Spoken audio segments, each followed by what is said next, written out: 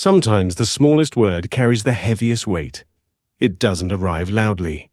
It doesn't demand attention. It's just a short sound, barely a breath. And yet, for many people, saying it feels harder than lifting anything heavy. This is a story about one of those people. A man who spent most of his life saying yes. And how at 58 he learned to say no once. Just once. And how that single moment quietly changed everything.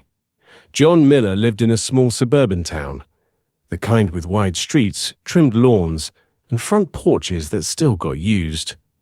He had lived there for nearly 30 years, in the same beige house with white shutters and a porch that creaked a little when you rocked back and forth. John was 58. He had grey starting to settle into his hair, especially around the temples, and lines around his eyes that came more from smiling politely than from laughing freely. He worked at a local insurance company. Had worked there since his late 20s. Same building. Same parking lot. Same coffee machine that always tasted faintly burnt. 30 years is a long time to do anything. Long enough for your job to stop feeling like something you chose and start feeling like something that simply exists, like gravity or weather. John's job was stable. The pay was decent. Nothing fancy, but enough. What everyone knew about John, though, wasn't his job title. It was this. John was the guy who never said no. If a coworker needed help with paperwork, John stayed late. If a younger manager asked him to take a quick look at a report after hours, John nodded. If a client didn't understand their policy and wanted to meet on a Saturday, John drove over. He didn't complain. He didn't sigh loudly. He didn't ask for credit. He just did it. People liked John. They trusted him. They leaned on him. And John told himself that was a good thing. At least, that's what he said out loud. At home, things were quieter. His wife, Mary, had learned to recognize the sound of John coming home late. The front door opening carefully, shoes placed neatly by the mat, the soft clink of keys in the bowl. Long day again, she would ask, already knowing the answer. Yeah, John would say, rubbing his lower back. Just a lot going on. They ate dinner later than planned most nights. Sometimes Mary had already wrapped his plate in foil and left it in the oven. Their children were grown. Grandkids now, too.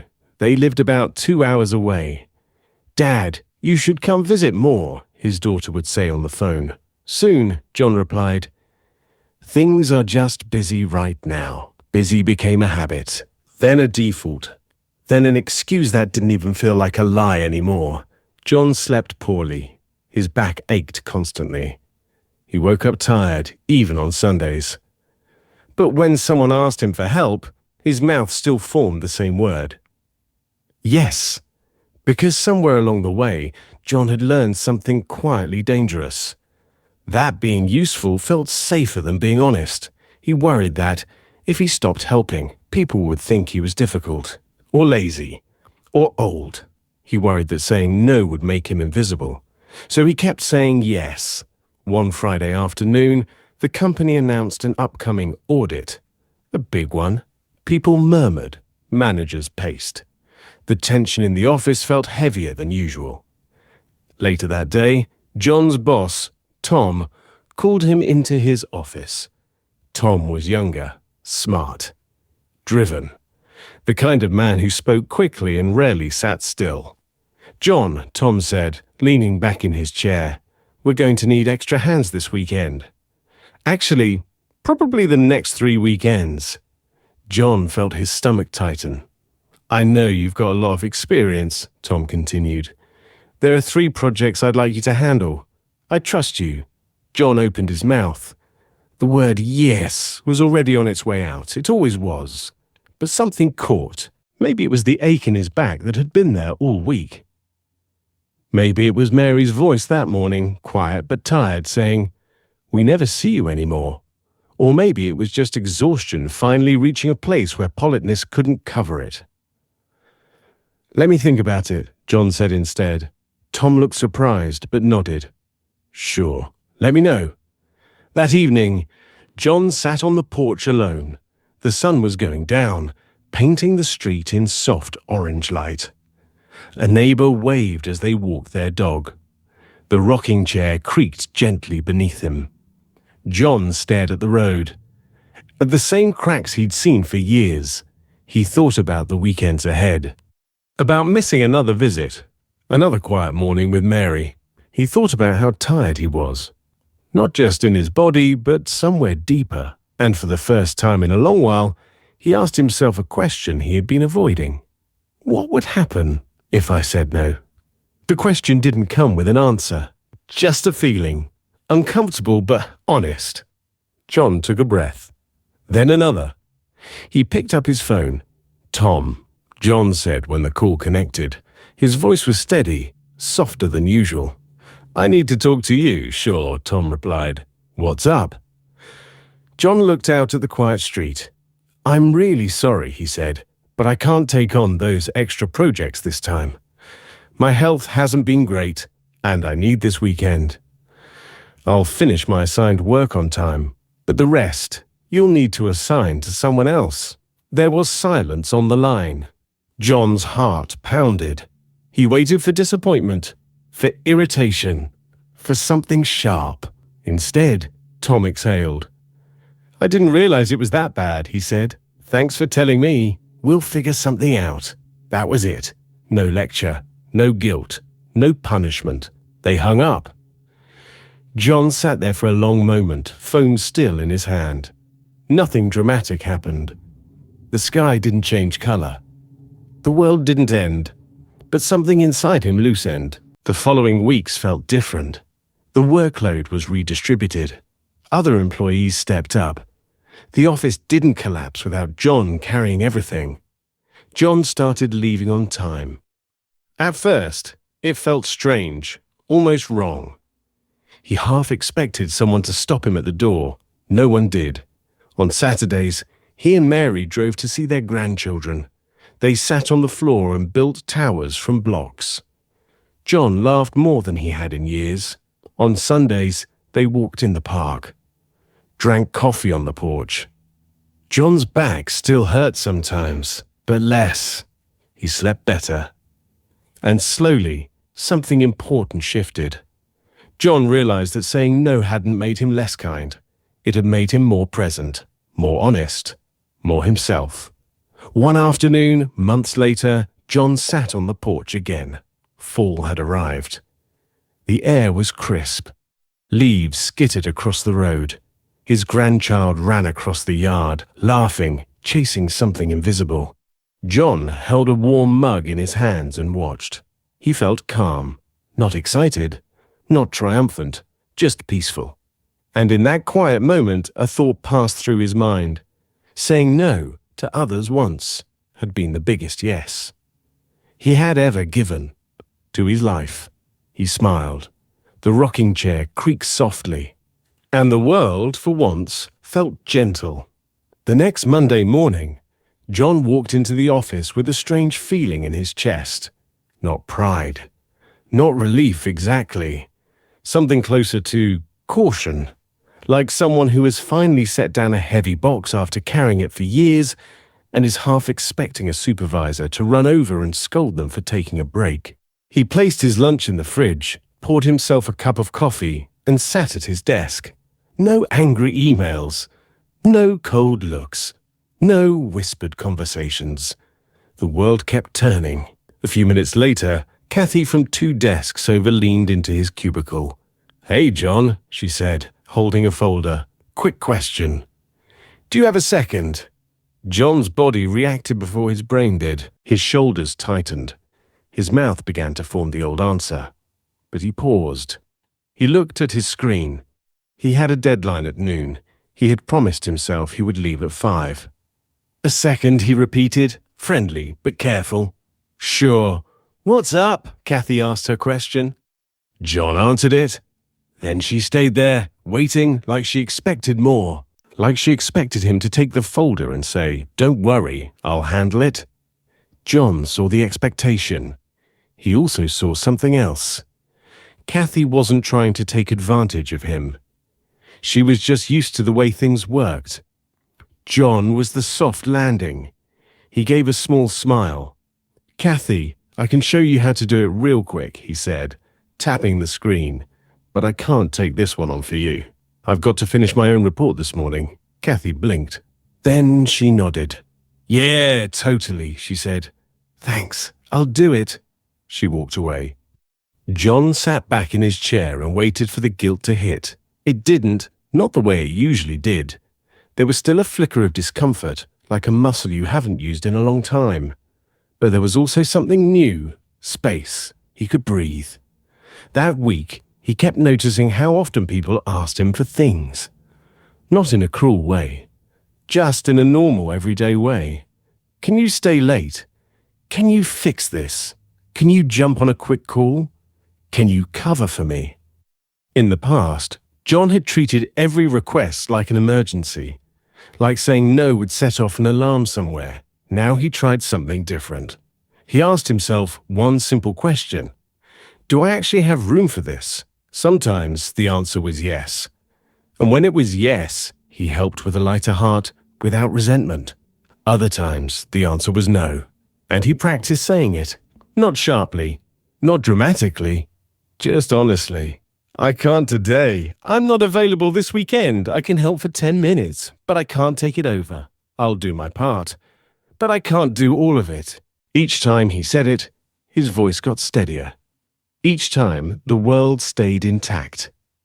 At home, Mary noticed first. She didn't say anything the first evening John came in at 5:30. She just looked up from the kitchen counter and stared at him like she was seeing a ghost. John lifted his hands, half joking. "Don't panic," he said. "It's still me." Mary laughed, but it was the kind of laugh that came out shaky at first. "You're early," she said. "I'm on time," John corrected, and surprised himself with how good it felt to say that. They ate dinner together at the table, not in front of the TV, not with Mary washing dishes while John picked at food quietly. Just dinner, and conversation that didn't feel rushed. Mary poured him iced tea and sat down across from him. For a while, she didn't talk. She just watched him. Then she said, very softly, "I missed you." John swallowed. Not because he didn't know what to say, because he did. "I missed you too," he said. It was such a simple sentence, but it landed heavy, like a truth he'd been carrying around without saying. Mary reached across the table and touched his hand, just for a second. No big speech. No drama. Just a small moment, steady and real. That weekend, they drove out to see the grandkids. 2 hours on the highway, with farmland stretching out on either side. John used to do that drive with a buzzing mind, thinking about emails he hadn't answered, tasks he still should be doing. This time, he watched the sky. He listened to Mary talk about nothing important at all. Neighbor's new dog. A recipe she wanted to try. A movie trailer she'd seen. John found himself smiling. He hadn't realized how long it had been since he enjoyed a conversation without his mind trying to sprint ahead. When they arrived, the front door flew open before they even knocked. "Grandpa!" a small voice shouted. Little body launched into him, arms tight around his waist. John grunted and laughed, the kind of laugh that comes from being surprised into happiness. He looked at Mary over the kid's head. Mary's eyes were shiny. She didn't wipe them. She didn't hide it. She just smiled. Later that night, after the kids were asleep, John and Mary sat on the couch in their daughter's living room. The house was quiet except for the hum of the fridge. John rubbed his lower back out of habit. "You okay?" Mary asked. "Yeah," John said. "Just tired. But it's a good tired." Mary nodded. Then she asked, careful and gentle, "What changed?" John stared at the floor for a long moment. He could have said a lot. He could have turned it into a big explanation. But the truth was simpler. "I got scared," he admitted. "Not of work. Of losing this." He gestured toward the hallway where the grandkids slept. Mary didn't interrupt. I kept thinking I was doing the right thing, John continued, being dependable, being helpful, but I was giving away everything I had. Time, energy, even my health. And I told myself it was fine because I didn't want anyone to be disappointed in me. Mary's face softened. John let out a breath, and then I realized, he said, people might be disappointed for a minute. But you know who's been disappointed for years? Mary didn't say it. She didn't have to. John nodded to himself. Me, he said quietly. And you. Mary reached for his hand again. This time she held it. Back at the office the next week, something unexpected happened. Tom called a short meeting. Nothing formal, just a quick huddle near the conference room. Tom cleared his throat. I want to talk about workload, he said. We've been leaning too hard on a few people. That's on me. John felt his stomach twist, thinking Tom might be about to single him out. But Tom didn't. He looked around the group. We're restructuring how projects get assigned, Tom said. We're spreading responsibility more evenly. And if anyone feels overloaded, I want you to speak up earlier. John watched faces around him. Some looked relieved. Some looked uncomfortable, like the idea of speaking up was foreign. John understood. After the meeting, Tom pulled John aside. Hey, Tom said, lowering his voice. I meant what I said. Thanks for being straight with me. John nodded. Tom hesitated, then added, I didn't realize you were carrying that much. John almost shrugged it off, almost made a joke. Instead, he just said, I didn't either. Not until I finally stopped. Tom gave him a small, respectful nod. And for the first time in a long time, John felt something in the workplace that wasn't just obligation. He felt seen. Not for what he could carry, but for who he was.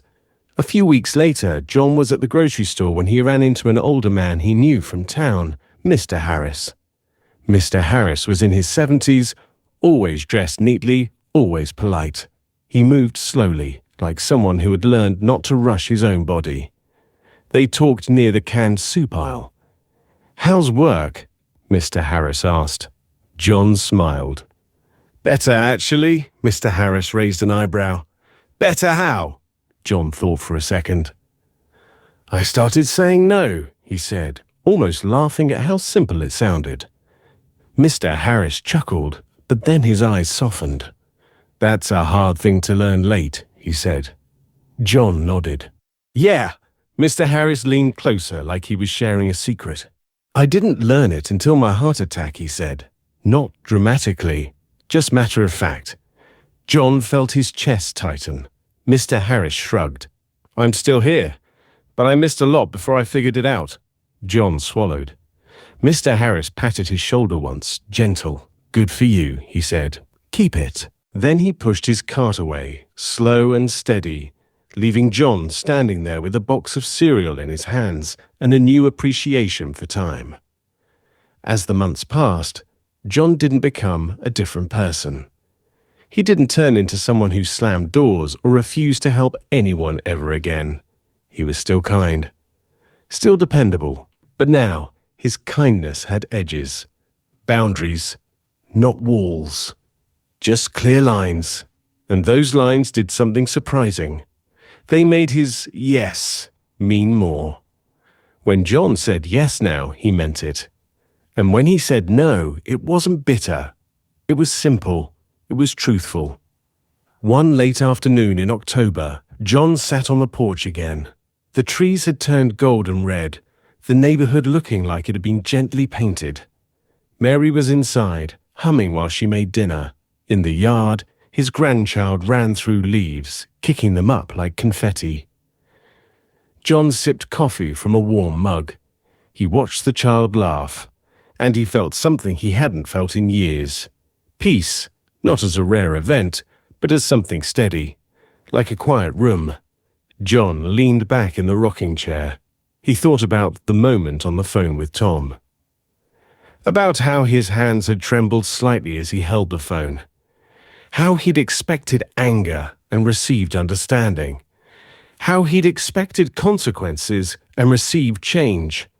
And he realized something he hadn't expected at all. Saying no hadn't taken anything away from him. It had given him back the parts of life that mattered. His evenings, his weekends, his breath, his marriage, his laughter. He watched his grandchild tumble into a pile of leaves and pop up grinning. John smiled, not because everything was perfect, not because life was suddenly easy, but because it was his again. He lifted his mug slightly, almost like a small toast to nobody in particular. And in the quiet of that golden afternoon, he thought, sometimes the kindest thing you can do is disappoint someone for a moment, so you don't lose the people you love for years. He didn't say it out loud. He didn't need to. Mary stepped onto the porch and sat beside him. She rested her head lightly against his shoulder. John didn't move away. He didn't check his phone. He just stayed. The rocking chair creaked. Leaves drifted down. And the day ended the way John had forgotten days could end. Slow. Warm. Safe. Hopeful.